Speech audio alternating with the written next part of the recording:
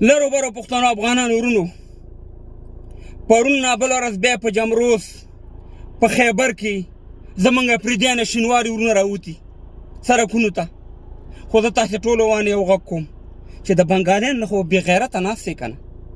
بنګالیان 13 لکه شهیدان کړم دی پاکستان، 10 لکه ښځو ته جنسي تیری ور واړو، خو ازادي واغسته لاړه، اوس ازاد یو ملک دی.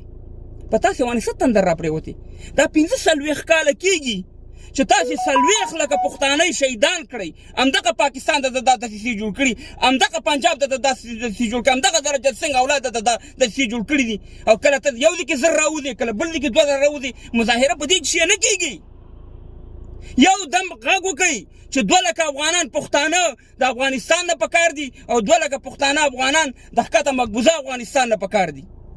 وواسئ ورته دا د تورخم ګیټ د بیخ نه ورته وباسئ، ولګوئ دا خپل ګیټ په دې په اټک وانې ولاړ شئ سپین بولدک طرف ته شئ دا کار وکړئ. تاسې خو د هغه احمدشاه ابدالي بچیان هستئ چې په 1000 افغانانو پښتنو باندې ټول پنجاب نیولی و، دا پاکستان دی نه و. نو کله به تاسې ازادي هلې؟ تاسې خو ټول مړه کړئ، تاسې خو ټول غلامان نه غلامان هستئ.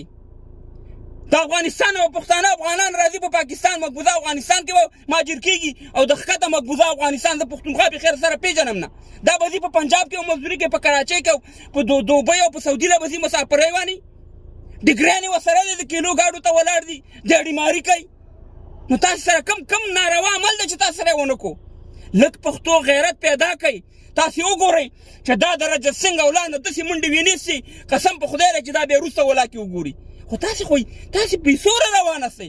تاسو ته موږ دغه پښتنو لیډرانو ته ویو، اسمانایر ولی خان صاحب ته ویو، منظور پښتون ته ویو، دغه نورو آفتاب شیرپاو ته ویو، محترم اچکزي صاحب ته ویو چې د خدای په لحاظ باندې ټول یو موټی شئ، ملي قیام وکئ. ټوپک ته ضرورت نشته، کوتک ته ضرورت نشته. دا د رجب سنګ اولاد به داسې تښتي، کومه بېعزتي ده چې موږ ته یې راوانړوله، په اور یې اخته کړي وو، تباه او برباد یې کړو. ټولو پښتنو باندې سر ګرځي، لیونیان دي ټول د دې ریاست د لاسه.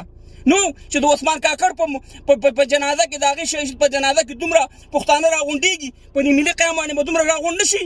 که دومره پښتانه تاسې راجمع کړم څومره چې د عثمان کاکړ په جنازه کې وو، په هغه ورځ باندې به تاسې ازادي اخیستي. او تر څو پورې چې دا لنګمار په دې اټک نه یاړولې پښتنو افغانانو، قسم په خدای چې 40 لکه خو مړه کړئ، شهیدان کړئ په دې 45 کالو کې، والله چې 100 لکه هم تاسې مړه کړي، همدغه شی مو محکوم هستئ، همدغه شاندې به غلامان هستئ. که غواړئ چې ازادي والئ، 2 لکه پښتنو افغانانو ته په افغانستان کې ضرورت دی چې راوچت شي، او 2 لکه ښکته ته وګوره چې دا تښتي که نه تښتي. په هغه ورځ باندې به تاسې ازادي اخیستي.